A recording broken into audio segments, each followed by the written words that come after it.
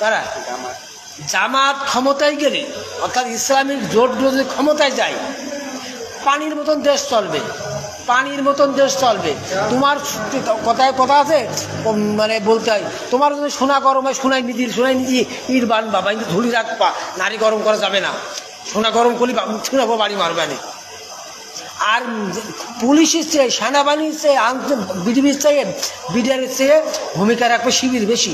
শিবির গোয়েন্দাগিরি করবে, কোন জায়গায় ধর্ষণ হচ্ছে, কোন জায়গায় চাঁদাবাজি হচ্ছে, কোন জায়গায় চুরি হচ্ছে, প্রত্যেক জায়গায় গোয়েন্দারি করবে। কোনো সুযোগ নেই, এটা ঘুষ খাবা, সুদ খাবা, সুযোগ পাবা না, সুযোগ পাবা না, বুঝলে? দেখে নিও, আমার এই কথাটা দেখে নিও। আর শিবিররা জামাতের মূল দলের চেয়েও শিবিররা ভয়ঙ্কর বেশি, সৎ বেশি, সম্মানীয় বেশি, খুব সৎ। শিবিরের ছেলেদের মতো সৎ কোন মানুষ হয় না।